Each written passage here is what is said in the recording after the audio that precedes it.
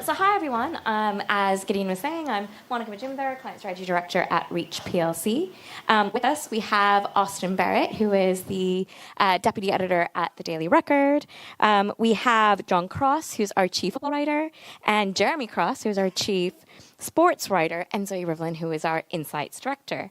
And now, for those of you who might not be familiar with the full portfolio of Reach, we have over 125 titles and platforms across the UK. You might know some of the names like the Daily Star, the Manchester Evening News, the Daily Mirror, Daily Express, but obviously we have a lot of local titles as well as a very large online platform. So we're going to talk about football across all those different platforms as well as some specific titles. And with us, we obviously have some esteemed journalists who will be able to take us through everything. The other thing is we are also engaging with over 16 million sports fans across our network. That actually is enough to fill Fulham, Craven Cottage, 541 times. So that's a lot of people we're engaging with. We have over 58 million followers on all of our social channels, as well as over 1.5 newsletter followers. So with that in mind, let's delve into how we're actually engaging them. So first question I have is around the fact that sports coverage is no longer one-dimensional, especially as storytelling is so diverse now. We have social, we have video, infographics, newsreads, podcasts, all in long and short form formats. So how multi-dimensional is our coverage? John, I'm going to turn to you on that first. Yeah, it has. I'm lucky enough to be going to my 7th World Cup this summer. And the way it's evolved from very much newspaper only into completely diverse platforms is amazing, actually. So you still...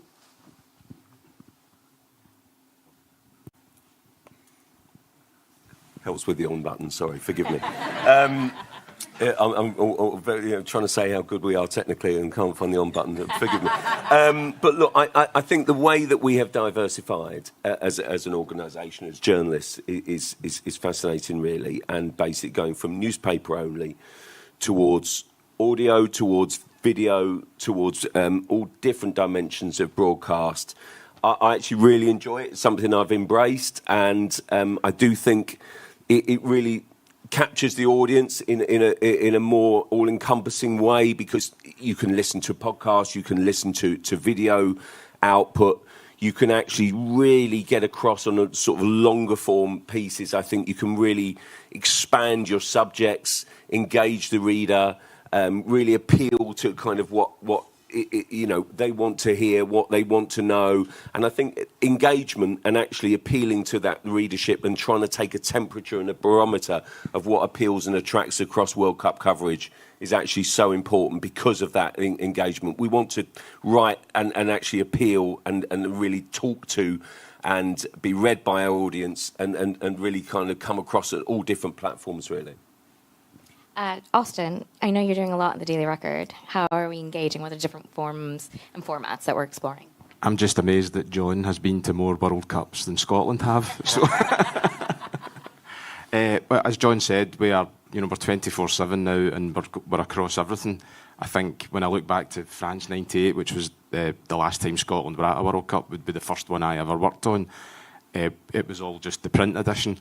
Now we're producing live video shows every night, almost like a TV company. We've got a show called Hotline Live, which will be done live from the States with our guys that are getting out there. We're producing podcasts every day, and obviously then we're doing the website and the paper. And it's funny, living in a house with 2 teenagers, the print edition is completely foreign to them. They don't even know what it's for. They're not that interested in the website either, but the video stuff is, I'll constantly getting questions. Why are you saying that? Why is that guy doing this? And it just shows the kind of the breadth of the coverage goes from one end of the spectrum to the other one. I think that's great. We're bringing in an audience right across the network, so it's great. And one of the platforms we've actually explored is All Out Football, right, which is an extensive platform where we've aggregated and brought together all of our various different video coverage. So in that, what's the importance of long reads and historical features? Like, what have we learned through All Out Football in terms of these deep dive editorial pieces, and in terms of making sure we're engaging fans and really driving that dwell time? Jeremy, do you have an experience you want to talk about? Newspapers print is what we call them. They've gone through a lot of transition in the last decade. You know, there's a more diverse and modern readership now. And I mean, like my colleague said, I've got 2 children, one's 23 and one's 20, and they wouldn't dream of buying a newspaper. They just get all their information on the phone, on TikTok, on social media platforms. So as journalists covering sport and football in particular, we have a very sort of we have to be very adaptable in terms of who we target our work at. So you need to do stuff for the younger audience, which is more sort of digital led. But then there are still people who buy newspapers, so they like to, you know, like my friends in my 50s, they all still buy a paper, my parents buy a paper, and they might not want the same thing. So it's a balancing act, really. And, you know, I'm quite old-fashioned in the sense that I like to write something which might be a long piece that takes you back in time to a previous World Cup or an incident at a World Cup that people may have forgotten about. But then you've got to do the short-form stuff as well. So you have to be very adaptable, and it's been quite challenging over the last few years, trying to sort of adapt to the different demands. So in terms of fan engagement, how are we getting fans excited and readers engaged? We've kind of started out the gates already, haven't we, with our World Cup coverage? John, do you want to answer? It's interesting, actually. I really enjoyed doing it. And one thing that we've done in particular to drive that engagement is player ratings, which honestly, as football reporters, nothing gets us more stick from kind of the players themselves, but also readers, than player ratings. Heaven forbid that you score the star striker of 4 out of 10, really. And nothing promotes. I'm always amazed. I did a sort of England game away from home in October time. And wow, the match report kind of got however many views and reads. And I'm absolutely fascinated by how many views. And then I looked at the number of views for the player ratings, and it's off the scale, it's off the charts. It's a simplistic but very telling, I think, kind of insight into the match. And those sort of things really drive an audience. And so one thing we've really tried to drive on ahead of this World Cup, and we have gone early, we're doing a weekly podcast talking about the England player ratings. Who should be on the plane? Who should stay at home? Who's in form? Who's the fast riser? It's almost like Top of the Pops, really, for the England squad. And we're sort of developing that. But also the way that we've done it across different platforms. We've done a written version, we've done a digital version, but also we've done podcast on it. And that allows you then to engage. You're offering widgets at the bottom. We're inviting the readership to have their say. And they do. They absolutely do. They do engage. They read. And it's fascinating to see, you know, basically who do you think is going to start in the number 10 for England? Is it going to be Morgan Rogers? Is it going to be Jude Bellingham? Those sort of things. I think Harry Kane is pretty sure of his place up front, isn't he? But there's so many debates across the rest of the rest of the team, and that is such a fun and effective way to engage with the readers. And hopefully, then they read your stuff, they engage, they stay with you for other pieces as well. But it's a really fascinating way to engage, I think. It's also the one thing that the players read. You can be sure of that. So you're right in the dressing room when you're doing the player ratings. So you know if someone's getting an 8 out of 10 every week and you're wondering, why is John Cross giving that guy an 8 out of 10? He's probably going for a pint with him on a Saturday night. At a Stonegate pub. Zoe, we've actually done a lot of research into World Cup fans, football fans, both the fair weather fans like me, the ones who are actively engaged, as well as a reach audience. What are we learning from that data in terms of what fans are interested in? Yeah, so definitely in terms of the content, just echoing what you guys say, what they really get most excited about content-wise is player ratings, all that analysis, feeling like they, you know, questioning what you guys are saying, if they feel the same.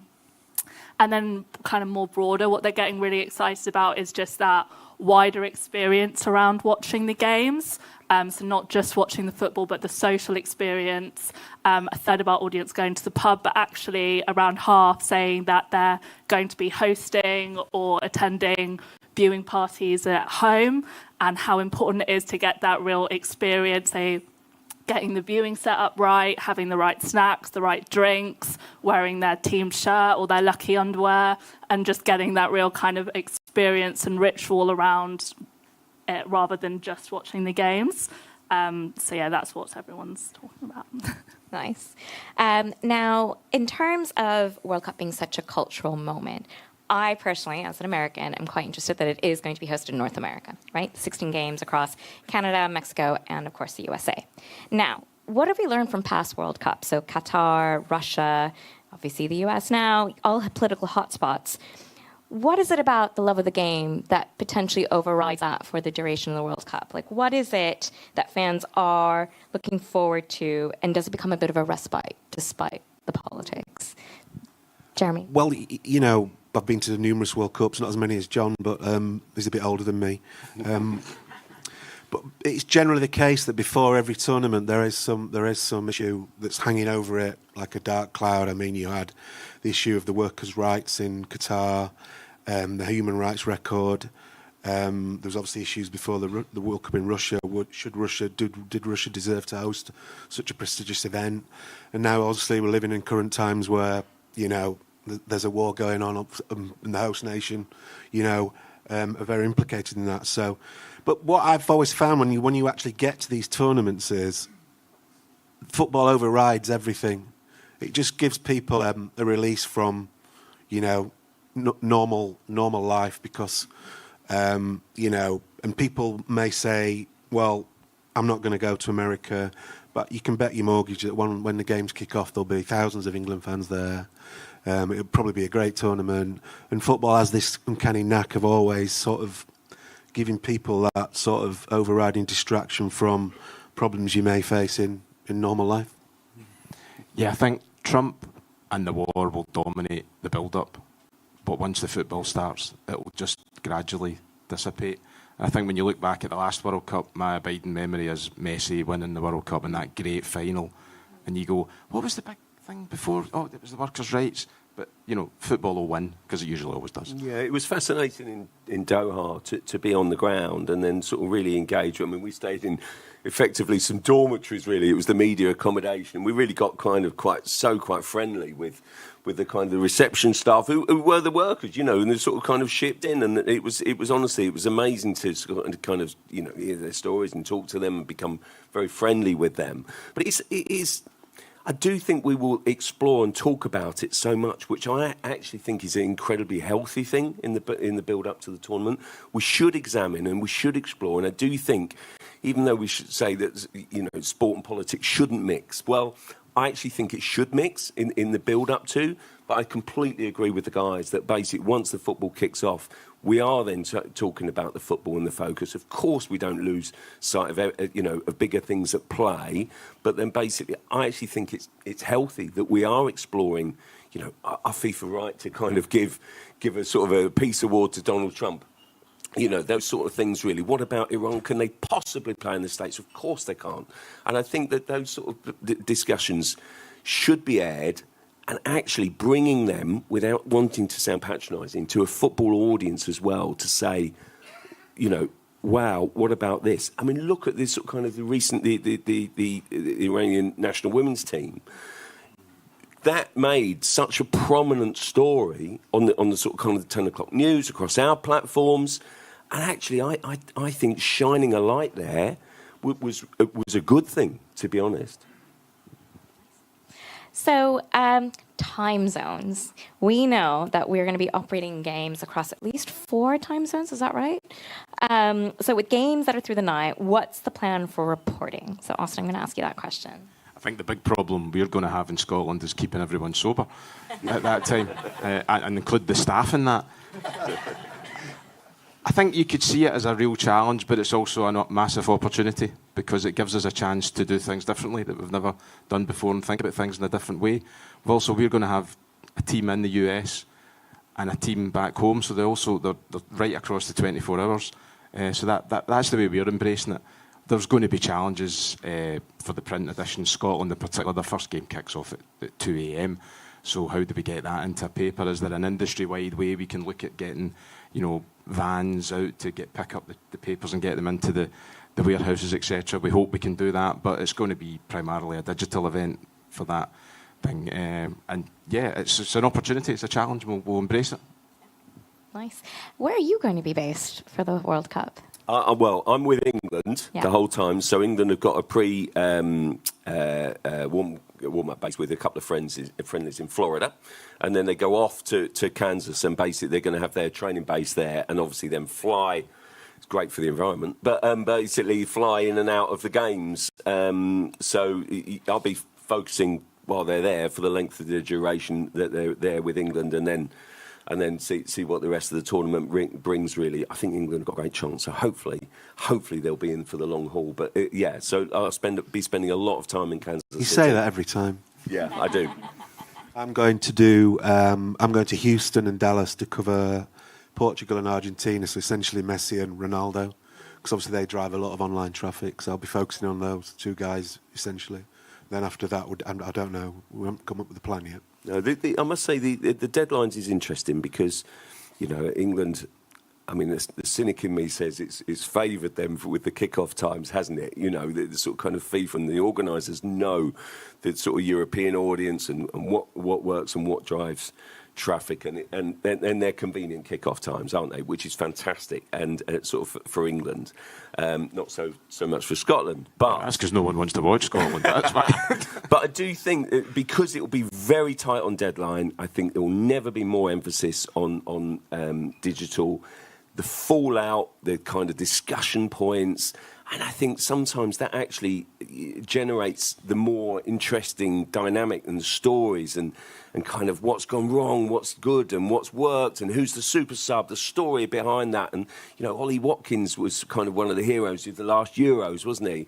And I mean, his story through the ranks, through non-league, through loans, his trajectory is brilliant. It's almost like a human interest story. And I think then that basically those sort of kind of stories, people can relate to it and enjoy those sort of human interest stories.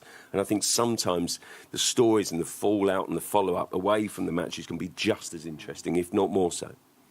Now, Zoe, what are our audiences and fans saying about how they're going to keep up with the headlines, the scores, and the matches since they're all through the night?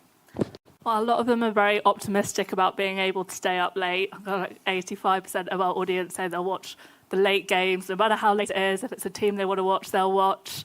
Half say they'll lie to their boss about why they're so tired the next day. Don't know if they'll get away with that or not.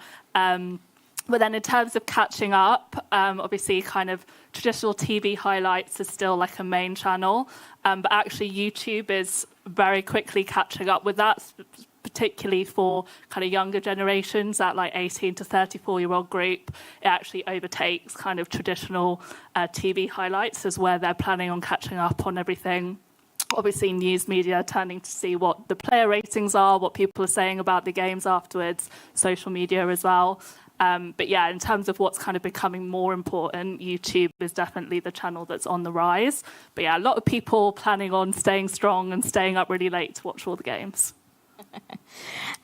So, Austin, you mentioned this in terms of Scotland and being very hopeful, but watching with the eagle eye in terms of how they're going to perform. Now, what are the other teams that players are going to, that England fans, Welsh fans, Scottish fans are going to be supporting or at least following?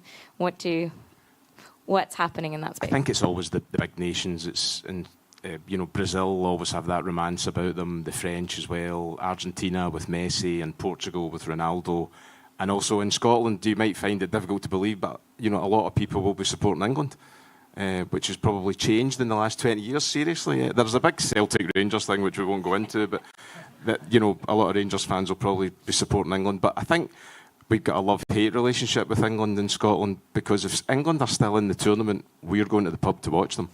So we want them to go deep, but maybe just not too deep. So semi-final is good. Losing in the semi-final would be good, because it means everybody gets...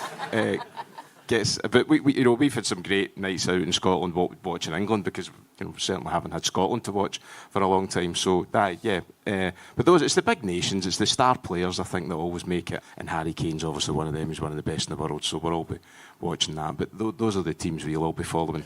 And we've got the underdog thing, where some people might have a little look at Scotland and get a wee laugh at us and see what happens. And Zoe, what are our fans saying in terms of other teams to expand the number of what matches they're going to watch? Yeah, really echoing what Austin said, to be honest. I think a lot of the big players are kind of brands in their own right now, and that kind of star quality drives a lot of attention. So it is kind of Portugal, Argentina. Those are the teams that people say now that they're going to support alongside their home nation. Obviously, we might see an underdog kind of come up through the competition that sometimes gets attention as well. But yeah, at the moment, kind of Portugal, Argentina, kind of the key teams outside of the home nations. Nice. So, do you have any brands come to mind in terms of activities they've done well over the last few World Cups or Euros or kind of big football matches? Well, the one that really stands out to me was I thought out of a potential negative last time was Budweiser, really, because obviously it was well, publicised just on the eve of the tournament that in Qatar. They weren't then going to be able to serve alcohol within the stadium, if you like, within sight of the pitch. And I just thought, actually, as someone who's was in the country and sort of kind of was almost following it just because of kind of UK media, if you like, and the way that they kind of, them perhaps and other brewers too, but they particularly because they're FIFA sponsors were able to seize on the moment, which could have been an absolute disaster commercially because they weren't allowed to, but actually made it a thing, and they've actually almost, it felt to me as if they'd strengthened their brand presence because it created a controversy. So it's something out of adversity, turning it into a positive and being able to kind of put themselves out there. We were suddenly talking about it. It was on front page newspapers on the eve of the tournament. It was on the main 9 o'clock, 10 o'clock news. I just thought actually that was quite clever management, and that really struck me as clever PR. I always remember the France '98 Nike airport one with what was the song Mascanada. I always thought that was brilliant. It really captured the zeitgeist of the time.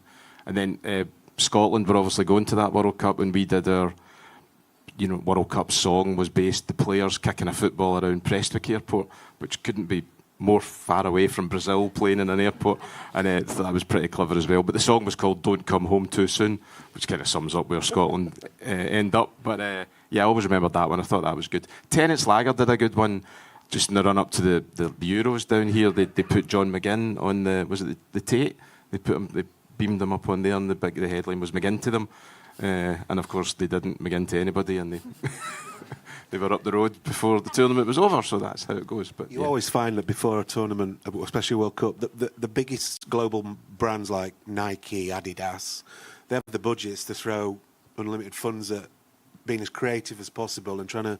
It's like a competition between all these companies. And Louis Vuitton did a good advert in the last tournament with Messi and Ronaldo, which smashed the market. So, but you always admire how creative these people get, because a World Cup is the biggest event. It's like Pepsi and Coca-Cola fighting it out for a halftime show, a Super Bowl. Well, the World Cup's like a Super Bowl for every day for 3 or 4 weeks. So that's how big it is. So do we have time for questions, or? We do. Okay, great. We're talking about from the audience, Yeah. So we might throw it out to the floor if anyone has any questions. I think we might have a mic or two around as well. There is. So if anyone has a question for this brilliant panel, put your hand up, and then you get a hand up.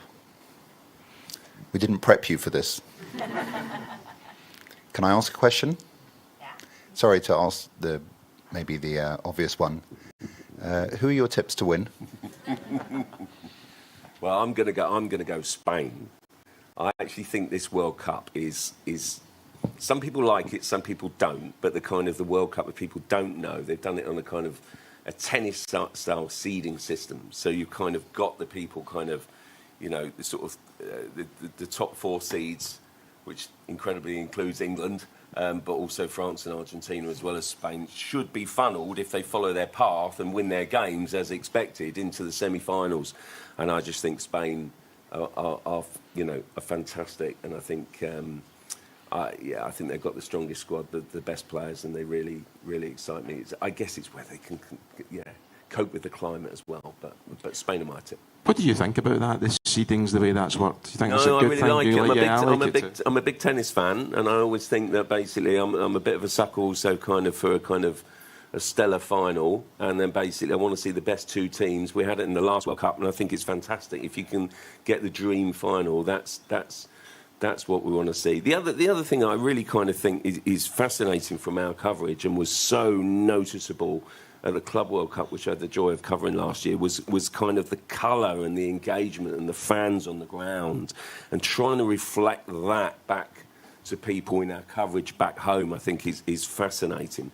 And I think if we end up with something like an Argentina, a Spain, England, France semi-final, the colour that will go with that. I mean, England will be scheduled to play, if they win their group, which I think it takes a lot of doing, Mexico in Mexico City, then Brazil in the quarters. Can you imagine that path? But I think then that will bring out a lot of colour, and I think some of the fan engagement, not just from the England fans there, but the fans back home, I think that always drives some of the most enjoyable and exciting coverage that actually we produce. Here we go. Do you want to hang on for the mic? Just coming your way, and keep it short, please. Introduce yourself if you want. Hello. Max Dowman in the World Cup squad, discuss. Short enough? I think people need to slow down a bit. I mean, he's played, 40-odd minutes for Arsenal. John's covered Max a lot more than I have, and he'll give you a better answer, no doubt. But Could we take him? I think, honestly, Saturday was one of the best moments that I can remember for a long time. Transformative for Arsenal, isn't it? And basically it brought a sense of joy from all this talk about, set-piece goals, and not that it matters, by the way. I think if you're good at it, why wouldn't you do it? But Max Dowman at 16 years old, I think he's going to be an absolute global superstar, going to be the best player in the world. Genuinely believe that. But I do think that this World Cup, I think, is just too soon, and I think you'd be taking him for 20 minutes produced against Everton, rather than actually the basis of his real talent, which will shine for years and years to come. he also has his GCSEs to do this summer. Any more? Here we go. Another mic this way, please. We're right on the edge. We're into extra time here for this panel. It's VAR time, isn't it? Yeah. So we've got about 12 minutes, surely. You were just saying before about translating that fan experience from Qatar World Cup, from the Qatar World Cup to the audience as well as the brands. North America being so geographically vast across 4 different time zones. Do you think that's going to greatly affect this World Cup and the way the fans experience it, both there and abroad watching from TV? I think it's going to be so different. I think the Qatar experience and being in Doha, that it felt like a one-city World Cup. It felt like a village World Cup. And I hope we translated that. I think we did, to get that across in sort of kind of, sort of the in the markets, the fan experience on the ground. Honestly, my impression was that the fans had a great time, and I think that this one is going to be a different challenge, and I think it's important to reflect that, because I think it's a challenge for fans because of the cost, because of the challenges. I did the Club World Cup last year, and honestly, you can't massively rely on internal travel, and it's going to be a challenge for fans. I think we need to reflect that, because from my perspective, I'm not completely convinced that it should be across 3 countries. I think that the challenge and the cost and the expense and the demands on the fans, while we should celebrate that and reflect that, I think that, the weather as well, the conditions, I think it's I think it's going to be a challenge. It's really important to reflect that. Let's embrace the joy, but basically also be realistic as well about the coverage. All right, we are out of time. I'm going to give the last word back to Monica. Great. Well, all I can say is, as you can see, we're massively engaging our fans. It's starting now through all different formats, engaging older audiences, younger audiences, fair weather fans as well, with our 16 million football followers, as well as having boots on the ground, both in the US, as well as 24-hour coverage with teams in the UK and Australia as well. So looking forward to it. Right, please say thanks to the Reach team.